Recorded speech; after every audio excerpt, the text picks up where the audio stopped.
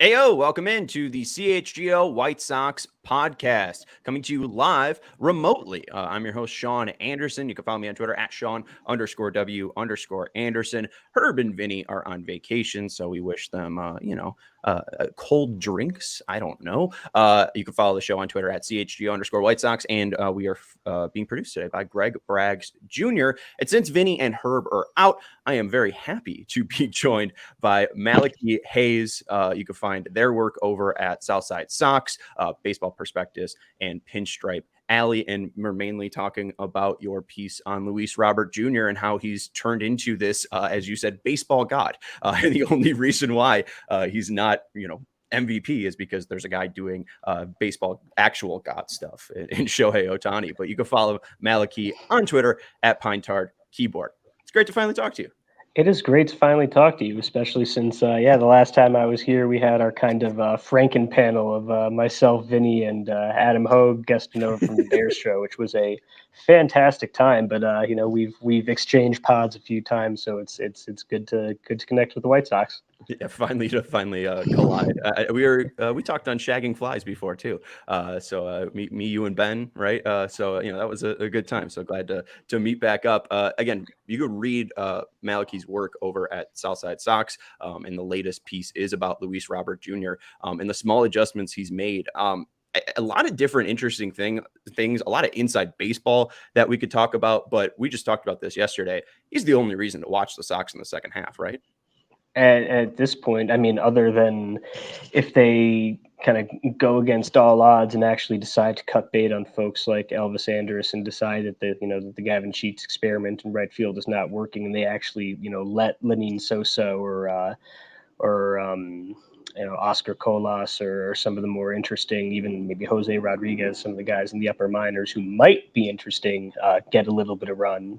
That's more interesting than the guys who we know are not good. So, maybe they surprise us there, but I'm not holding my hopes up. It's the Luis Robert Jr. show for sure. Yeah, we've been calling them uninspiring, but this guy isn't. We've seen the kind of turnaround since May 1st. And I thought it was interesting the way that you thought it was a lot of mechanical stuff. We hear Pedro saying that Luis is getting in a lot of work, but we also hear that he's going to his own hitting instructor. And it seems like it is paying off, just because we are now seeing, as you laid out in the article, a differing of stances, but we've also seen a lot of different stances from Luis Robert throughout his career from 2021 to 2023. So it seems like he's finally found something that's comfortable. Yeah, something that's comfortable and something that's letting him, get the most out of the tools that made him one of the most exciting prospects in baseball, and that gave him those flashes of superstardom over the last few years. Although it's probably worth noting that it feels like there's kind of a pattern here of a Sox player breaks out, and then we find out that the engineering behind that breakout actually has nothing to do with the White Sox organization. Thinking of Lucas Giolito going back to his roots back before the 2019 season with his mechanical overhaul. Dylan Cease's the increase in his slider confidence last year, which another podcast appearance of ours last year, in which I very confidently declared that the Dylan Cease Cy Young candidate talk was very, very overblown.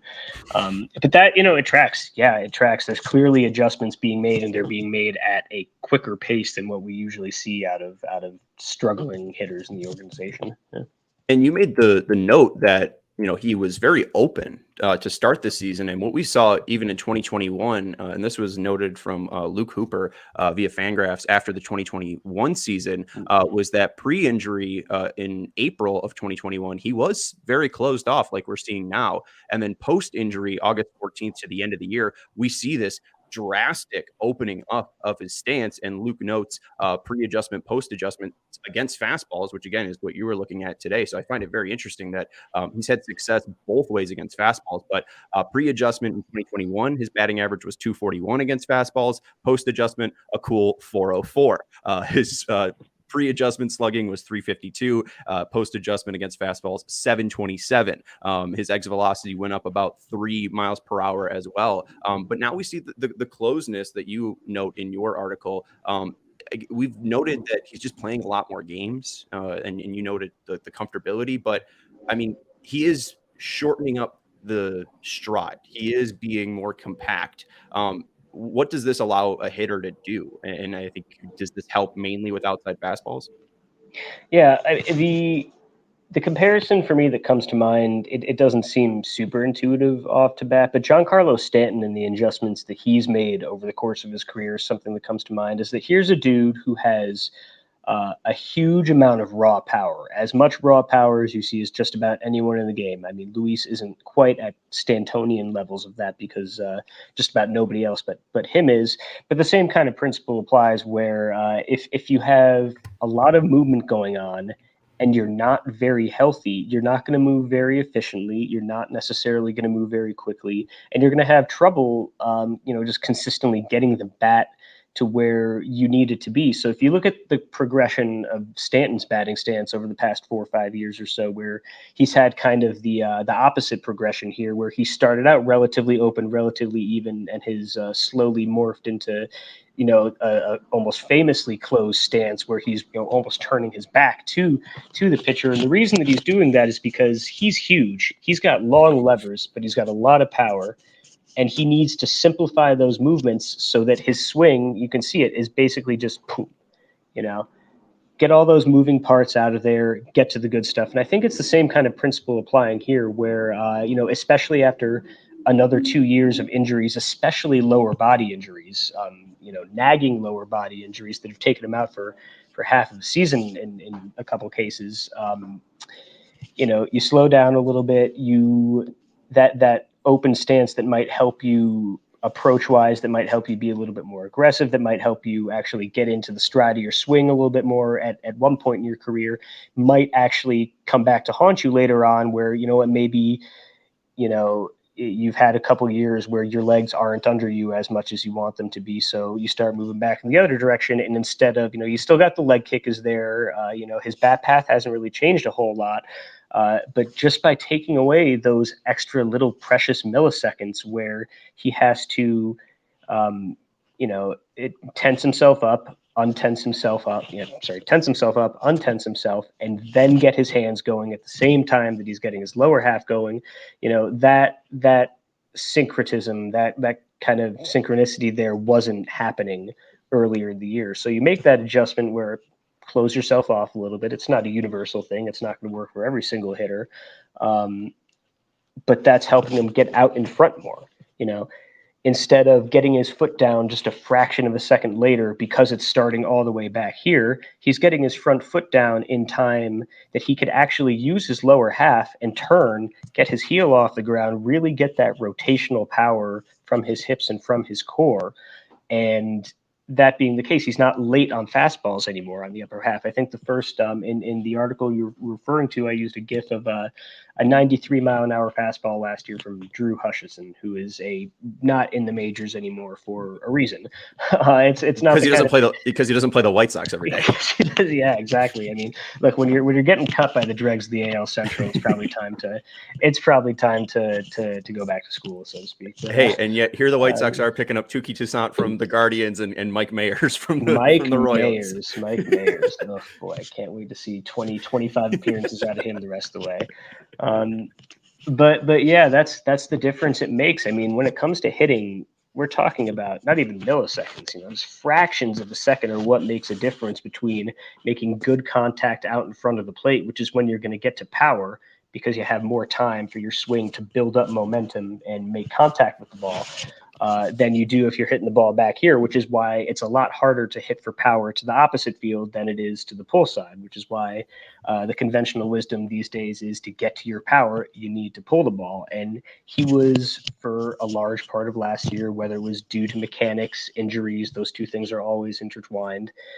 He wasn't getting those pitches on the outer half because he just wasn't getting his bat head out in front of the plate enough. He was late, and he was still making good contact on some of those pitches, shooting them the other way, sending them up the middle for singles, but he wasn't hitting them for power. He wasn't getting them in the air to the pull side. I mean, this is a guy who we just saw 3 days ago flicking 475-foot lasers in a park with dead air where the ball doesn't really carry without hardly breaking a sweat. The power is there. So, if he got to a point mechanically then where he's not behind everything, where he's getting his foot down early enough so he's getting that pivot from his core and on his backside, so he's actually in front of the plate, where he's making contact with the ball instead of being over the plate or even behind it, that's how you get those lasers to dead center field and to the pull side where, it's an outer half fastball in the high 90s. That's not something that most hitters are able to do damage on.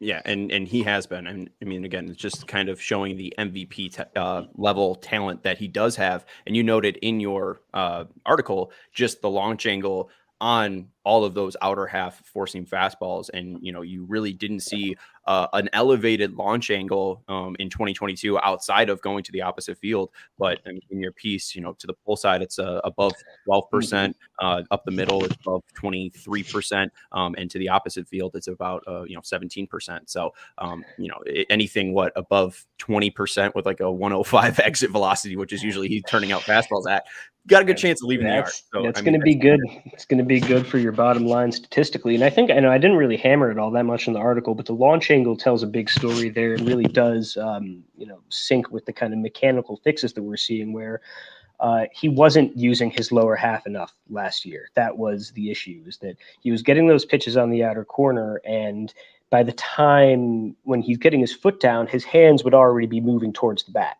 So he would still rotate, he'd still go through his swing, but because you're not getting that rotational energy from your core, from your hips, from your glutes, which is really what creates power and lift, especially on an uppercut swing, it's really just twisting the top half, getting your hands out there, and you can make contact on it. You can even make pretty hard contact on it, but your bat path is going to be flat, and you're not going to hit the ball in the air. And if you do, you're probably not going to get the most out of it. So, bringing those feet in a little bit and just making sure he can turn and burn, as they say, on those pitches, whether it's inside or outside, that's how you end up doubling your career high in homers in roughly the same number of games. Yeah, absolutely. Not forced to swing with a broken wrist. That too, yes. Weirdly enough. Good Lord. And I know Tony? it's a very basic example, but I mean, we even saw it in the home run derby. I mean, all of these guys, when they got gassed, it was very easy for them still to just have an inside elevated fastball and turn and burn and just be able to hit it as hard as they can down the line and use that pull side power. And again, the White Sox, what we'll talk about after the break, are still bottom half of major leagues in pulling fly balls and line drives, which is bad, which is why they're a bad baseball team. Let's take a break though, and then we'll get a little bit more into that. Want to let everybody know though about the CHGO Kickoff Classic at Cog Hill. August 25th, starting at 9 a.m., a shotgun start. You get 18 holes with a cart, an exclusive CHGO and Pins and Aces polo for all players. There'll be holes, contests, giveaways, and prizes, and then lunch, drinks, and ceremony after the round. And if you are a diehard, you do get 20% off this event and all events. So make sure you are signing up to become a diehard at allchgo.com. We also have on July 26th, about 12 days away, a crosstown now I'm blanking on that thing, but it's basically you get a pregame meetup with us in Oak Forest. You get a ticket to the game, transportation to Guaranteed Rate Field and back, and you get a free shirt or a shirt of your choice of the new crosstown designs. There's a north side and a south side one, so make sure you are becoming a diehard today.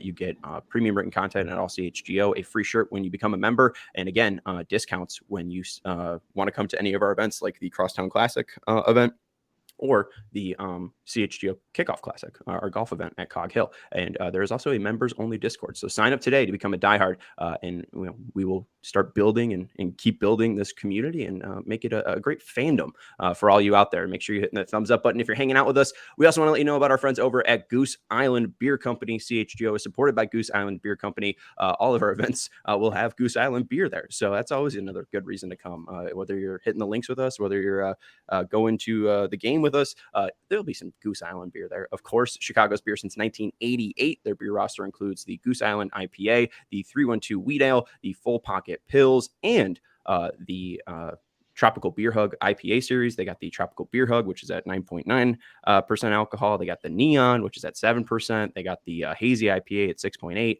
Then the Juicy, which I also think is at 6.8. So you could try the little sampler on your Friday. So grab an ultra fresh brewery exclusive beer at Goose Island's Original Brewhouse on Clybourne Avenue in Lincoln Park, or from their tap room on Fulton Street in Westtown. Goose Island Beer Company, Chicago's beer And then if you are trying to go to a game that's not, July 26th, buy your tickets with our friends over at Game Time. Buying tickets to your favorite events shouldn't be stressful. Game Time is the fastest and easiest way to buy tickets for all the sports, music, comedy, and theater near you. With killer deals on last-minute tickets and their best price guarantee, you could stop stressing over the tickets and start getting hyped for all the fun you'll have. Sox are out of town for the next 9 straight games. But hey, if you're in Atlanta, if you're in Minnesota, where else are they playing? No idea. I haven't even looked at the schedule yet. They're going to get smoked. I don't want to think about it. I just know the next 3 games against Atlanta are going to be ugly. But if you're in the area where the White Sox are, why not pick up some tickets? Or it just means that it's probably a good time to go check out a concert. You could do that with Game Time. Again, forget planning months in advance. Game Time has deals on tickets right up to the day of the event. So download the Game Time app. Snag the tickets without the stress, create an account, and use code CHGO for $20 off your first purchase. Terms apply. Again, create an account and redeem code CHGO for $20 off. Download Game Time today. Last minute tickets, lowest price guaranteed. So yeah, right now the Sox in pulling balls on a line or a fly, they are 30th, 29th, 26th. 27th, 26th in the majors. Not good. And that's something that, Chris Johnson, one of the 3 hitting coaches for the White Sox, really hammered to James Fegan in the offseason. He said, if you're going up there and you're looking for a fastball away and you want to hit a fastball away, you are thinking about nothing other than the fastball away. If you're thinking, okay, this could be a fastball away, but it could be a slider, that's when you're having a little bit of doubt creep into your mind. And that's when you start swinging at those things that are all over the zone. And what we haven't seen from Luis Robert is panic. He is very calm, as you noted in your piece, but he really seems to be the only one with a calmness at the plate. And you even talked about, the breaking, his WOBA against breaking pitches might be down a little bit, but it's really important that he's crushing those fastballs. And there's plenty of highlights in June and July where, hey, guy leaves a slider right over the middle of the plate and Luis Robert's depositing it 420 feet over the fence. So how do they get this to be team wide? How do they get to the point where Andrew Vaughn sees a fastball on the outside of the plate and he's crushing it, and with lift, and same with Eloy Jimenez? Because again, you were talking about this on the draft show with Tommy and Brett. They have guys with talent, guys who should be able to hit homers, but it's really Luis Robert Jr. That's the only one that's showing up and doing it.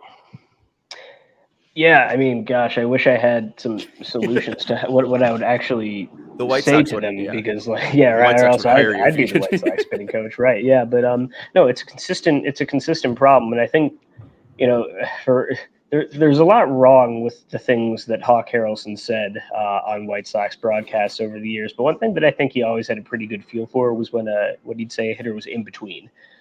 Where you're not really sure what you're looking for. You're not really sure what your pitch is. You're not really sure what you're sitting on. You're not really sure what your approach is. And that's when you end up, swinging at breaking balls that are landing in the other batter's box, not just once, but on a consistent basis, which is what, at his worst, what Luis Robert Jr. is also doing. And, the interesting thing about Luis with this breakout too, is that his strikeout rate has also spiked all the way back up to 28%, almost as high as it was his rookie year. He's swinging and missing a lot more, but that I don't think speaks to so much as anything like a hole in his swing or a quality of his approach. If anything, the opposite. He knows what he's looking for, and when he gets it, he is going to crush it. Right now, that's fastballs in the zone. You cannot throw him a fastball in the zone and get away with it.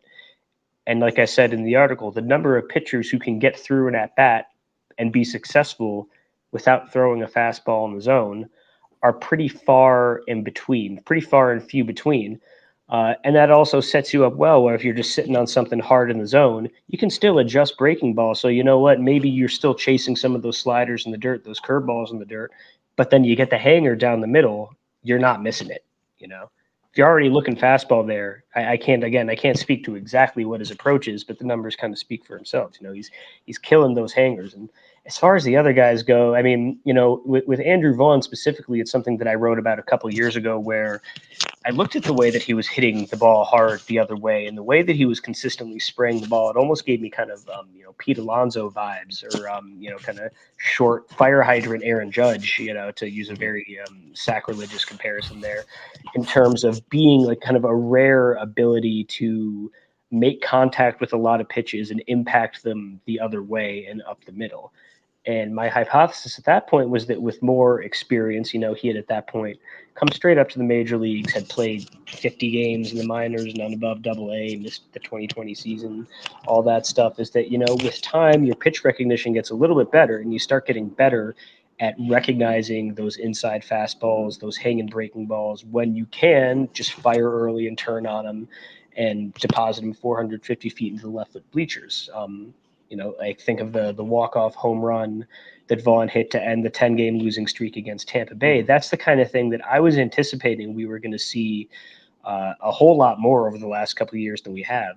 I remember similarly about 2 years ago, I remember reading a Fangraphs article from Ben Clemens about players who were getting the most opposite field power. And Eloy Jimenez was near the top of the list and pretty unique in terms of someone who was really, really good at just smoking ball the other way, smoking it up the middle the other way, but actually wasn't really pulling the ball that much, and was, when he was pulling the ball, hitting it on the ground way too much. And at the time, after your 2019-2020 season, where Eloy really looked like he was on this upward trajectory, he's starting to make adjustments and kind of figure those things out. It just hasn't really happened since then. Eloy still hits the ball on the ground 55% on the time. Andrew Vaughn still has 60, 65 grade power, but he's just not turning on those pitches and getting to him to the pull side. And, we're not inside the organization. I'm not in the locker room. I'm not credentialed. I can't ask them what's going on, but it is a little baffling to see why those adjustments, or why they haven't figured out what the necessary adjustments are to make those things happening, because the tools are still there. The tools are there as much as they've been over the last 2-3 years. I don't think the core of the talent, with the exception of maybe, and I can't speak for Tim Anderson and Yohan Moncada, who are kind of on slightly different tracks here, but in terms of the big boys, the Andrew Vaughns, the Yasmani Grandals, the Eloy Jimenezes, who we were expecting to be up there hitting 30, 35 homers a year now, at least in the case of the latter two, it seems pretty clear why it's not happening, at least on a results basis.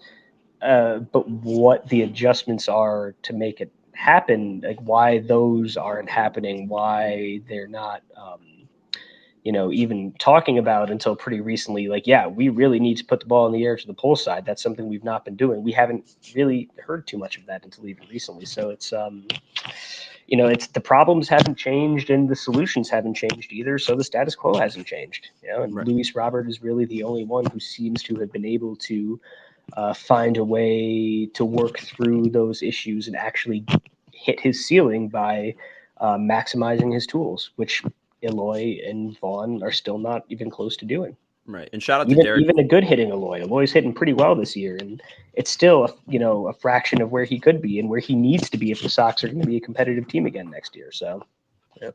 Yeah, and hopefully he could stay healthy. I mean, the manager for the first 2 months still wanted to put him in right field, which is just great. Shout out to Derek for joining us, though. He said he had to take a break, and I understand, because again, I feel like the glass is shattering around Pedro Grifol, and he's finally realizing what he got himself into. But you mentioned I was told we had to let Jose Abreu walk because there was nothing to do but let Eloy DH. There was no other choice. Eloy was going to take the DH at bats. And look, don't throw Jose Abreu's stat line at me right now. We know what he looks like through the first 2.5 months of the season. Check back with me in September when he's got 85 RBIs and 25 homers, and Andrew Vaughn's still sitting on a 105 WRC plus. I don't know about that. I'm just saying. I feel like, and I mean this very, very respectfully, that Jose Abreu is washed, but that's just me. I felt like that was August coming. Hey, August Abreu, you got to give August Abreu a chance. Remember, and then we make our call. Right. Remember when he started last August with like 3 home runs on August 3rd, and then didn't hit one until like September 15th? And then didn't hit one again until May. God, we need a study done on that locker room, man. Gosh. Well, yeah, we talked about it yesterday, and Chuck was mentioning, that he hears from all these veterans that they come in, and it's just like, what is this locker room? And even Jose himself, I mean, like at the Astros introductory press conference, he said, these guys are a family, and we weren't a family in Chicago, and it really does feel like that. It really does feel cliquey. You look at the guys that they brought in, like Moncada, Anderson, Grandal. Like, I don't know if those guys bond with one another, and that's 3 of your 5 there. Eloy and Robert seem to be best friends, but it really doesn't seem like that friendship, that family feeling really spreads throughout the team. And I mean, I think there's obviously bad culture, but they're running into a brick wall and having bad culture, you know. And they're best friends until it comes time to figure out who gets to call for a fly ball in the outfield, right? Then things get a little more sketchy, and it's not to beat the Tony La Russa horse a little bit too much more, but I just keep thinking about how in those early days in the 2019 season, which is when we first saw, of course, like Lucas Giolito start to pop, Yoan Moncada was first starting to pop, and some of the upper level guys were starting from those rebuild trades were starting to make their way into the majors and actually start to perform, and they were winning a little bit earlier in the season. What did they say? Ricky's boys don't quit. And I'm not a Rick Renteria fan by any means, but I'm also a believer that a manager's number one job in baseball, more so than any other sport, is to be a people manager. A good manager on his own in terms of actual managerial decisions might win or lose you, in my view, an extra 2, 3, 4 games a year tops.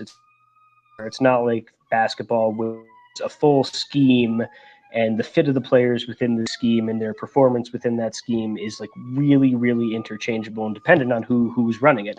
Not so much the case in baseball. And I don't want to put all the blame on Tony La Russa, of course. The players, at this point, it's been half a year now. They bear a lot of responsibility too. But if you want to kind of draw a line where that 2019 team and that team, those guys were fun. They looked like they were having fun. You look at the Seattle Mariners here, or like the Baltimore Orioles of this year, kind of young and up and coming teams that really had, that suffered a few years of bad losing before figuring they're having fun, a great time. And that's what the White Sox were doing in 2019, 2020. And I'm not sure what happened between then and 2021, 2022, when you really had, for the most part, the same guys in the clubhouse there.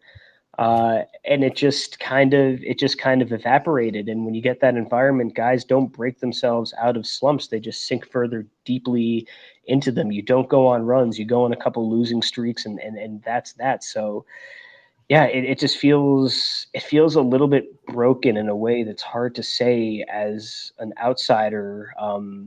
But when you got guys who just consistently don't fix their own slumps and are not getting the help they need to fix their slumps, and it's a constant downward slide, and it's hard to say at what point internally that comes from, but it seems pretty clear that it's just an internal mess. Yeah, absolutely. And two, you think about the culture and when it was built in 2019 and 2020, that was a culture built around a 72 and 89 team. And then a team that absolutely just started falling, like the wheels started falling off of them in 2020. Right. They were the best team in the AL, and then that all started to fall around them. And thankfully they made it into the playoffs, but couldn't even advance. And then in 2021, right, we see the hot start. But once it stopped being about winning, I don't think there was any culture besides, hey, we like winning games, but we're not talented enough to do that and adjust. And that's just been frustrating. But you brought up Eloy, and, not really sure what they could do with him. But again, you mentioned him, not being able to pull the ball in the air. This year's opposite launch angle, 21.2. His pull launch angle, -0.4. But the ISOs are about the same, which is hilarious to me, which is probably because he's just pulling every homer. So when he gets a homer, it's probably that, but it's about 350 about each. So it's not like it's a terrible ISO, being pulling and having a 350 ISO, but it should be higher. And that's the thing too, is he has always had the craziest, oddest stance. And I do wonder if he cleaned it up, maybe stood a little bit more upright and just leaned back a little bit more. If he simplified his stance, maybe he would be able to have, similar adjustments to Robert, where that big long bat is going to be able to get in front of balls a little bit more, because it does seem like his bat lags. Mm-hmm. Yeah, and that speaks perfectly to what I said a moment ago, how Eloy has been playing well. He's one of the hitters on this team this year that you can probably complain the least about. But the fact that he's got a 350 ISO while hitting the ball on the ground enough that his launch angle on those balls is negative just tells you that there is so much more there to be unlocked. And he's under contract for a few more years, and that those kind of things would have been understandable, and you could have dealt with them in 2019, 2020, maybe even 2021, but the contention window, if we can even call it that anymore, is predicated by the fact that by this time, by 2022, 2023, you've learned to tap into that pull side power, and pitching mechanics are far more my forte than hitting mechanics. I'll have to defer to my good friend at Fangraphs, Esty Rivera, who gave me the drop for sure on a lot of this Luis Roberts stuff, on what some of the potential adjustments he might need to make. But he more than anybody else is probably closest comparable to Giancarlo Stanton in terms of just maybe the best thing to do is really simplify the movements to the point where you're a huge human being. You're a gigantic dude with incredible amounts of raw strength. Just cut out all of the noise except boom. Right. Boom, make contact, get a lot of backspin on the ball and send it out. That's if there's a model to follow there, maybe that's it. But he's always been so unorthodox in his swing and his batting stance. It's one of those things where it's so unorthodox to begin with that I don't know if there's an orthodox fix to it. You know what I mean?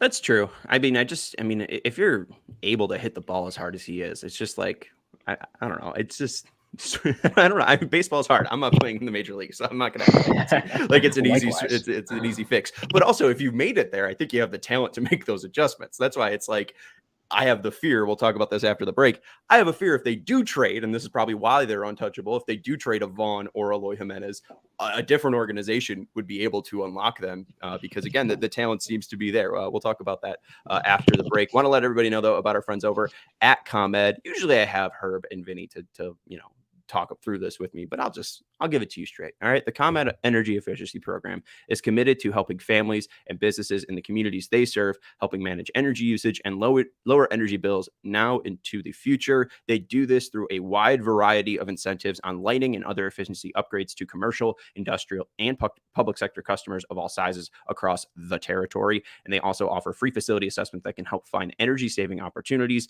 like for HVAC system, commercial kitchen equipment, or industrial processes. They'll send out an authorized engineer. How does that work, Sean? Oh, look at you, Greg. An authorized engineer will work with you to develop a detailed assessment plan specific to your goals and needs. And these can be done in person or virtually and last approximately 2 hours. And then within 3 to 4 weeks, customers will receive a report detailing energy efficiency projects that they could start working on immediately. Each recommendation will include estimated energy savings, project costs, potential incentives, and simple payback. If you own a business, do not wait. Get started saving money and energy today. For energy saving tips, lighting incentives, or to schedule your free facility assessment, go to ComEd.com/poweringbiz. That's BIZ. Did you say ComEd.com/poweringbiz? Yes, and I'm not in the StreamYard screen, so you just sound like the voice of God. I'm just staring at these texts. So I'm glad that the voice of God came in to tell you ComEd.com/poweringbiz. Also want to let you know about FOCO. We're not in the set right now, but they donated some fantastic bobbleheads to our set to fill it out, to make it feel more fan-like. So go give them some love at FOCO.com or click the link in the description below. You can get lost on their website perusing through all of the bobbleheads they have, but you can get fit in the best sports gear around, like hoodies, shoes, signs, everything in between, like Aloha shirts, straw hats, polos, bags, everything you need for a game. So check out FOCO.com, FOCO, or click the link in the description below. And for all non-presale items, use the promo code CHGO for 10% off. That is FOCO.com, FOCO, or click the link in the description below. For all non-presale items, use promo code CHGO for 10% off. There was a moment in your hour and 45-minute live stream with Tommy and Brett that made me want to throw up. Tommy, good old Tommy, mentioned that Andrew Vaughn gives him David Ortiz vibes. Minnesota David Ortiz vibes. And I just have a feeling that there is something not unlocked by Andrew Vaughn. And you mentioned the sprayingness of Vaughn. And this is on the right, his 2023 spray chart. And you can see a lot of blue and red fly balls and line drives to the entire field. However, all but 2 of his home runs are to the pull side. Isn't that weird, Zach? Malachi? And then Ortiz, you could see all of his homers in Minnesota in 2002, the year before he came over to Boston, all of his homers to the pull side, except for 2. But you see a ton of fly balls, especially on that left side where he is just late. So is there a David Ortiz lingering in Andrew Vaughn here, Malachi? Oh, man. Am I still muted? No, you're good. I hear you. Weird. Yeah. That was a pretty depressing comp right there, because there is like the power is there, and that's the worst case scenario of like, okay, you see him go to another team and instantly turn it on, which feels like it's going to happen with every single one of these core guys that goes anywhere else. Because I mean, even Jake Diekman has been lights out since he got, went into the the stable of dudes throwing a gazillion miles an hour, whatever Kevin Cash wants to call him over there. I would throw a little bit of water on those comparisons, maybe just because I think part of the thing with Ortiz was just that the Twins were dumb in not, we value different things now than we do then. At that time, the Twins were an organization that had Joe Mauer coming up. They had Justin Morneau coming up. Ortiz was a little bit redundant, and we don't value, we don't value a 125 WRC plus the same way that we used to. And that's what Ortiz was his last year as a Twin. He wasn't a bad hitter. And Vaughn is, I think the power is there. I mean, he's got some swing issues now, but he's got great bat control with a guy with that much power. And his max exit velos are as high as anybody else out there. But just like Eloy, he hits the ball on the ground too much. And I don't know if that's so much of an approach issue or he's developed holes in his swing that he didn't have before. So it's not, I don't think it's quite as great of a one-to-one where, in the sense that maybe we think we do have a David Ortiz on our hands that we're just waiting to unlock if we can fix these new things. That being said, like, the issues are so clear. If you get Andrew Vaughn to hit the ball in the air 10% more of the time, or rather hit the ball on the ground 10% of the less of the time, than he is now, he's going to be a star. I think I said in the Southside Sox Slack the other day, when I think it was Heyman reported Vaughn alongside Cease, Robert Jr., and Eloy as the 4 quote-unquote untouchables in trade negotiations, to which there's a little bit of confusion there. But I'm fully convinced, as much as anybody else in this org, that if you let Andrew Vaughn go somewhere else, he's got a couple 40 home run seasons in there. I mean, the pull side power is just too great, and it is gross to think about, because look, we're already on year 3 of service time for him. He's going to be eligible for our arbitration this coming off season, and we're getting to a point now where it's kind of put up or shut up on both sides. And if we're still looking at a guy a year or two from now who is still hitting the ball on the ground 45% of the time, is still only pulling the ball, I don't have the number in front of me, but hitting the ball opposite field along a lot more than he should, we're starting to get into non-tender territory for a first baseman, and that's just a really, really bad outcome. Because there's going to be another team that's going to snap him up, a smart team like the Dodgers, a smart team like the Yankees, who's going to say, "We got you. This is what you need to do." So it's a short answer. David Ortiz, bit of a edge case, you might say. Guys who hit like that are few and far between. But maybe even a Jose Bautista might be the better comp. If we're not trying to be hyperbolic here, a guy who just got to get to the right org, who's going to give you the right cue. Because it's one thing to say, the reason I bring up Bautista specifically, and feel free to cut me off if you got to go elsewhere, but the reason that Bautista comes to mind here is that he was a guy who always had that raw pop, but he was trying, similar to JD Martinez in his famous breakout, and Justin Turner was trying to kind of hit the ball hard up the middle the other way, not necessarily swinging as hard as you can. And he got to Toronto, and somebody just told him, just swing way earlier than you think you have to. Just however early. This is from a Sports Illustrated article in like 2011 that I still remember clear as day. Just say, hey, however early you think you need to swing to make contact with the pitch, just do it a little bit earlier. And the result was, because he's a big, strong dude, he started catching the ball out in front, and actually pulling the ball in the air. And boom, he had the most random 50 homer season you ever 55 homer season you could have seen coming in the 2010s. And cues are so important from a coaching standpoint. It's really easy for us to sit here and say, dude, just hit the ball in the air more. Right. 2 weeks ago, 2 or 3 weeks ago, there was a quote from Eloy, I think, where they had targets on the top of the wall or something like that, making it seem like they just had figured out that, hitting the ball in the air was the idea. What is it? What's it called? I'm blanking on the word. The thing that they're doing, is basically in front of the batting practice. I can't even think of the term. Right. Batting practice pitcher. They go wall up to just try to elevate. So I mean, yes, I don't exactly, know. I mean, make you elevate. And it's like I said to you yesterday, the White Sox hitting philosophy has entered 2015. It's great to see, but in terms of making, and it took them until May to do it. It wasn't like something they were doing in spring training. Right. And, a full 8 months after we hear the words, ball go far, team go far. It's like, was ball go far did we mean just like smoking line drive, like ground balls that we're going to carry to the warning track? Is that ball go far? I don't know. But, cues, the CUE is the word that I think is really, really critical from a coaching standpoint that you don't necessarily hear a lot off of the field, because it's really easy for us to sit here and say, like, dude, just put the ball in the air more, just pull the ball more, just attack those inside fastballs.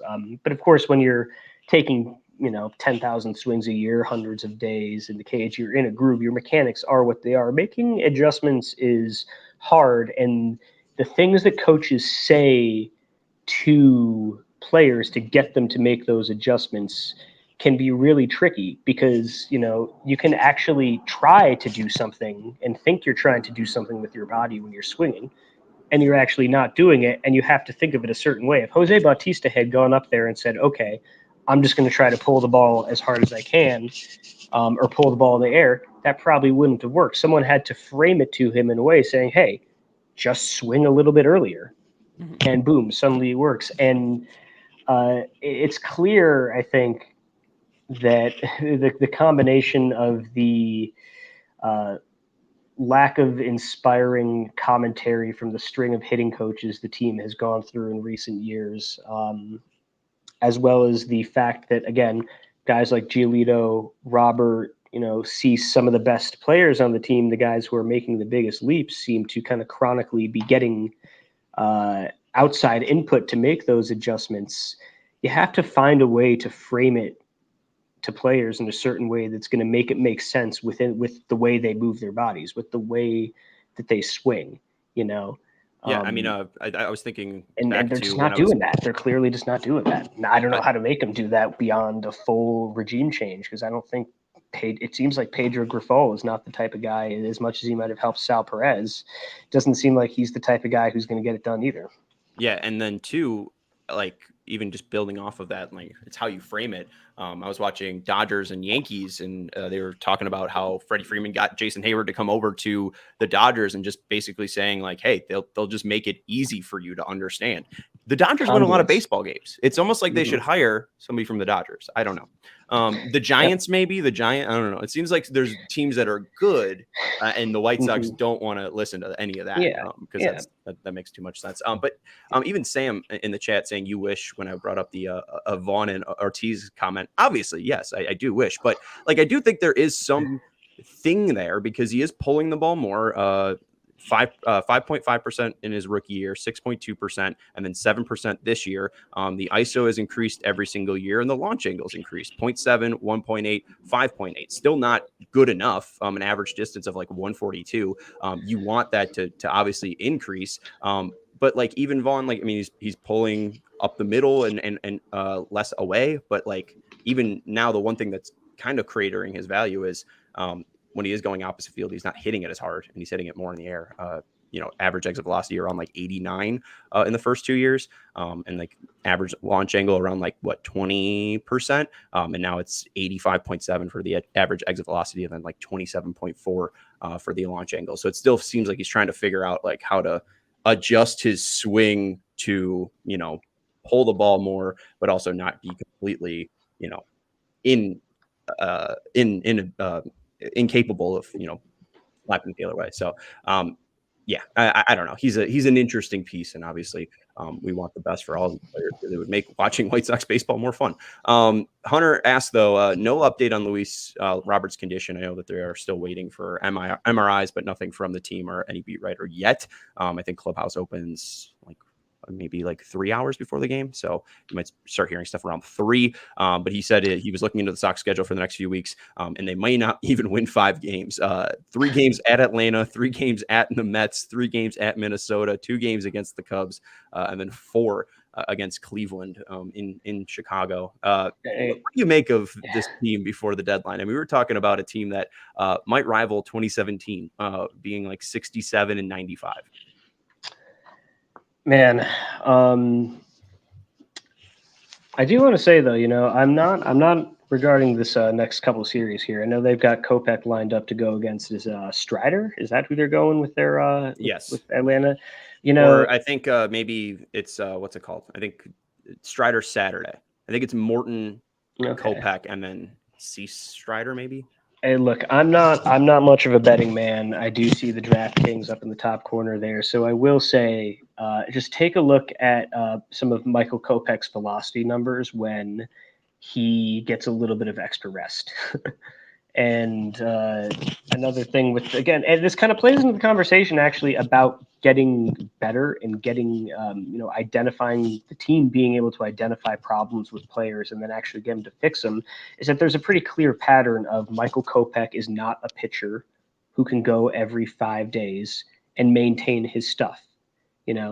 He came out of the All-Star break last year with 10 days rest, throwing 97 miles an hour, and then threw him every 5 days until he broke. He had that great 2 or 3-4 start stretch against the AL Central earlier this year. The first 2, which I believe were on 6 days rest, goes every 5 days the rest of the way, and he's shut down by the All-Star break. There's just not. It doesn't seem like there is a much of a cognizance on the part of the White Sox front office as to what those deals are, what the issues are with the players. But to your point about the trade deadline, man, I don't know. The thing is, it really depends on how hot is Rick Hahn's seat actually, because if this is any other organization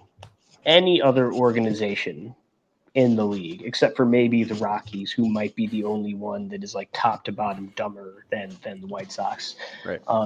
You say, okay, it's very clear that Rick's tenure is coming to its end. He had his chances and they're done, so maybe you trade Giolito, get what you can out of him, but you're not letting him handle a teardown.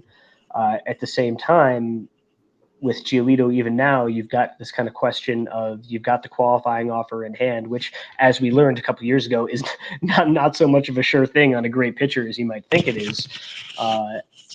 But I don't foresee, if this is the question, I don't foresee any of the major moves that are kind of being thrown out there. Trade Dylan Cease with 2.5 years left of control, sell low on Tim Anderson with his option. I don't see any of those things happening simply because or even Eloy Jimenez and Luis Roberts probably the only guy on there you could really consider untouchable. The thing they got going for him is that Giolito is the best pitcher on the market, and then they have the qualifying offer in hand, which gives them a little bit more leverage than usual. Sam, to answer your question in the comments, I'm looking for someone like maybe an Andy Pages, a major league ready right fielder who I think is probably 5th or 6th in their system. And the thing you got to understand when also putting together these trade packages is that cardinal rankings within organizations and even within top 100 lists don't mean much of anything. I think I've seen a name like Dalton Rushing getting thrown around simply because he's technically behind Diego Cartaya on their prospect list, who is their number 1 catcher. But there's a very good chance that Cartaya is actually below Rushing on their internal timeline now. They've got Will Smith. They've got one of the best catchers, if not the best offensive catcher in the game, who's probably going to be around long term. I might look for one of those guys. I think they'd probably be more likely inclined to deal Cartaya. If you can package Giolito with somebody like a Kendall Graveman, I would say Joe Kelly if there weren't reports that Kelly actually wanted to re-sign with the Dodgers back in 2022 and they did not want him back. So take that as you will. But I'm looking for someone like Pajes. I'm looking for someone like Michael Bush, maybe, who doesn't really have a position on the infield, but just straight up rakes. In a perfect world, maybe they get a bidding war going with Baltimore. This is the benefit of having that qualifying offer in hand, while also him being the best pitcher on the market. The Orioles have quite a few compelling prospects that they could offer. Maybe you get the Dodgers desperate enough to throw Gavin Lux their way, who they were, is a local kid from Wisconsin, who the Sox were in on to some degree in his draft year. However, I'm not holding my breath for someone who's going to show up on, the top 30, top 50 of the top 100 prospect list, simply because those guys don't just get moved for rentals anymore. I think you're probably looking at somebody who's going to fit in that 5 to 8 slot on a good team's prospect list that probably jumps up to maybe the maybe the second or third best prospect in the White Sox system, which is not a bad thing. If you can get a Heston Kjerstad from Baltimore, he's probably your starting right. I mean, he's, maybe 60, 70 on the overall list, but he's your starting right fielder next year. And I think the overall philosophy you have to think about is that as much as this year has been a disaster, as much as the last 2 years have been disasters, this is not a team that's going to tear it down, whether we like it or not. They've only got $150 million on the books next year. Only 110 of that counts for the luxury tax. You bring in if in a perfect world you can bring in some kind of competent executive who is not in the current front office, there's a lot there to retool, and there's a possibility that they could create a competitive roster. So while rentals typically in the past have gone for kind of smatterings of low-level lottery tickets for the most part, you don't see a lot of top 100 guys near the big leagues moving in those deals. This might be an exception where you could get one, depending on whether you package him with someone like Kendall Graveman or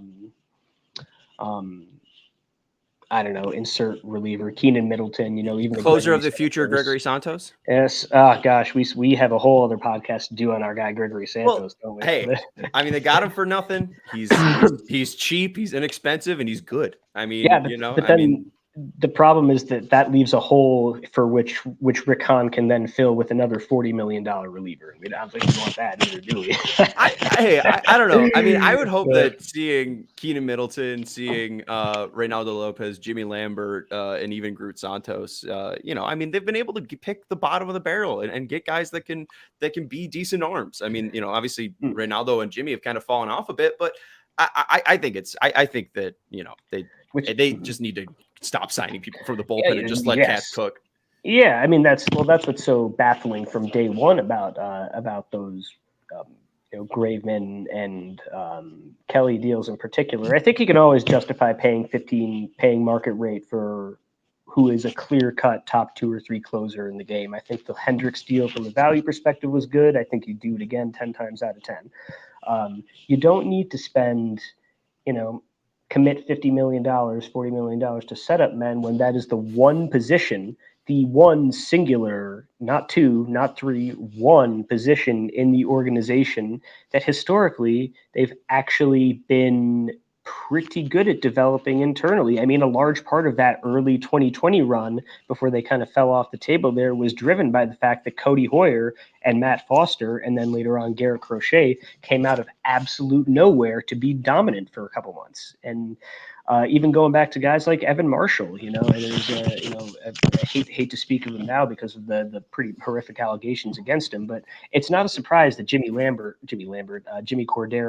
went to the Yankees and then immediately popped off because the Sox got him some nice stuff. They just didn't know how to use it. Aaron Bummer was supposed to be a nobody. They've done that before. So that's what doesn't make sense. So you're kind of selling me on that. You could probably throw a few of those guys in there to sweeten the pot on the deal if it really gets you a solid prospect back. But to bring it back full circle, if they do trade Giolito, which at this point seems like a relative certainty they will, I'm not going to close the door on them riding it out, trying to renegotiate, maybe give the qualifying offer and take that draft pick. That's not a door that's closed. But they're going to try to compete next year, and it's not going to be someone who's in single A. It's going to be somebody who's in double A or higher, probably an outfielder, maybe a pitcher, someone like Gavin Stone, if you're looking at the Dodgers specifically. But those are the kind of guys you're looking at. If there is a year to make this deal, it's probably this one. It's a seller's market with a lot of teams who have a lot of prospects. So I just wish we had somebody else handling the negotiations, because I'm having a lot of fun and out of the park right now with those deadline deals. Yeah, and it'll be fun just to be able to react and see what really comes out of this trade deadline. Hopefully, Rick Hahn doesn't screw it up, but there's obviously the possibility that we know he absolutely can. I do want to bring up too, just you mentioned the Kierstad thing. I mean, I think that would be a huge ad for the Sox. I would be shocked if the Orioles did move on from him, especially with him being near AAA. I guess he might be a future first baseman. I know he's playing some first base, but I mean, I think Kierstad would be a huge get, and then you just see now Baseball America having Colson and Noah Schultz both in their top 50. If they were able to add Kierstad, I mean, that's like 3 top 70 players right there, which I mean is, I know, not great, not like top of baseball, because the Orioles have like 8 top 100 guys, but it's something. I mean, it's the White Sox were really bare after they called all of those prospects up like Vaughn. So now it seems like they're having some success with Mike Shirley in the draft. So you mean there wasn't a sustainable pipeline of talent? There wasn't. There still isn't. The jury's out on those Mike Shirley drafts. I'll give you that for sure. But I mean, hey, I think we do have possibly a best case scenario for a Giolito market this year, where you have the Dodgers and the Orioles, probably the 2 most loaded farm systems in the game perpetually, who have a great need for him. The Orioles in particular. It's not just Kierstad. Kobe Mayo is probably a top 30 prospect in baseball right now, and he's probably off the table for a Giolito deal. But what that means is that you got guys like Kierstad and Colton Cowser is right there with them in AAA as someone who is probably going to be an impact bat in the corner outfield, where they've already got Cedric Mullins and Austin Hayes, who are playing very well and don't seem to be going anywhere soon. So, you get a Dodgers, Orioles, maybe even Cincinnati, throw those guys in there. There's a lot of teams that could love Lucas Giolito, and it is Rick Hahn handling things, but I might be surprised at the kind of haul they could get for him in this particular market. So that's one thing that's keeping me afloat amongst the TBD in the pitching lineup right now. Hey, and two, I didn't get to bring this point up yesterday. I mean, Marco Patti has had such a great success getting some of these names, these international names. I mean, Fernando Tatis was an international prospect. Like, hopefully the White Sox could maybe get some of these overlooked international prospects that have been signed to systems, and maybe that's like the piece of a Lance Lynn. Like, maybe they do get some international lottery players here, and we'll see if those guys can flourish and blossom in the Sox system. But yeah, I mean, it does seem like Giolito is the piece, and I'm for getting as much depth as possible, even if that depth is just 40-man depth, because the Sox don't even have a lot of that. That's going to do it, though. Thank you so much, Malachi, for joining us. I really appreciate it. You can read their work over at Baseball Perspectives, Southside Sox, and Pinstripe Alley. And obviously, go check out their piece about Luis Robert Jr. and the adjustments that he has made on closing up that stance and being able to now demolish outside fastballs. But really appreciate we finally got to be able to do this. I know, it's fun. It's about fun. The Sox. So thank you so much for your time. And that's going to do it for the CHGO White Sox podcast. Thank you to everybody for watching. Make sure you're hitting that thumbs up button. You can follow me on Twitter at Sean_W_Anderson. You can follow the show on Twitter at CHGO_White Sox. Thank you to Greg Braggs for producing the show. We will talk to you on Sunday. See you then. Bye.